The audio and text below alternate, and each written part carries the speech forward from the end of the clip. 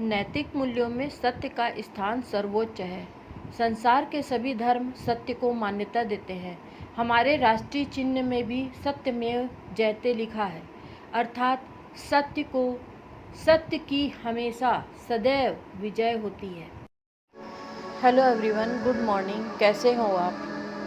मैं अच्छी हूँ। आशा करती हूँ आप सब भी स्वस्थ और प्रसन्न रहेंगे। हमेशा स्वस्थ रहिए, प्रसन्न रहिए। God bless you.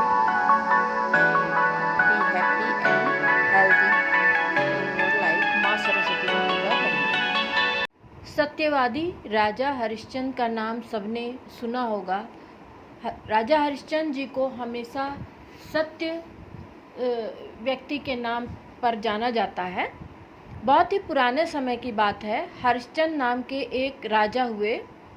वे अपनी प्रजा में सत्यवादिता, दान, परोपकार आदि गुणों के लिए प्रसिद्ध थे।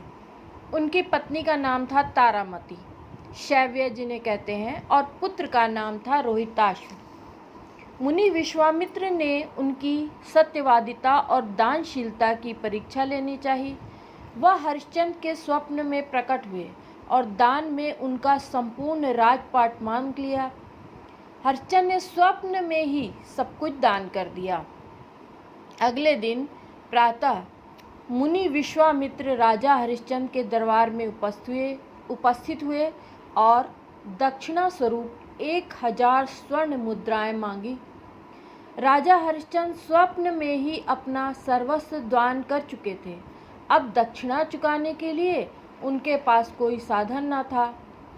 राजा हरिश्चंद्र के द्वार से मुनि बिना दक्षिणा लिए चले जाए, यह संभव न था। कोई उपाय न देखकर हरिश्चंद्र ने दक्षिणा चुकाने के लिए स्वयं को बेचने का निर्णय ले लिया। काशी पहुंचकर राजा हरिश्चंद्र ने तारामती और रोहिताश्व को 500 स्वर्ण मुद्राओं में एक ब्राह्मण को बेच दिया और राजा हरिश्चंद्र को शमशान घाट में कर, या जिसको हम टैक्स भी कहते हैं, वसूल कर दाह संस्कार संपन्न कराने वाले कालू नाम के व्यक्ति ने 500 स्वर्ण मुद्राओं में खरीद लिया। अब राजा हरिश्चंद्र शमशान घाट पर आने वाले शव के परिवार वालों से कर वसूला करते थे। एक दिन रोहिताश्व ब्राह्मण के लिए फूल लेने गया, तभी एक जहरीले सांप ने उसे काट लिया। असहाय तारामती पुत्र को गोद में उठाकर अंत्येष्टि के लिए शमशान घाट ले गई। हरिश्चंद्र देखते ही उसे पहचान गए, किंतु संकट के समय भी उन्होंने सत्य और धैर्य नहीं छोड़ा। उन्होंने तारामती से शवदाह हेतु कर मांगा। तारामती के पास देने के लिए कुछ भी नहीं था। विवश होकर वह अपनी धोती का आधा भाग फाड़कर जैसे ही कर के रूप में देने को तैयार हुई, वैसे ही मुनि विश्वामित्र और देवतागण प्रसन्न होकर प्रकट हो गए। यह उनकी अंतिम परीक्षा थी।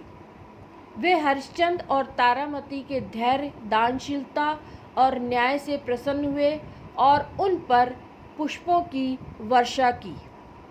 मुनि विश्वामित्र के आशीर्वाद से रोहिताश्व फिर से जीवित हो गया।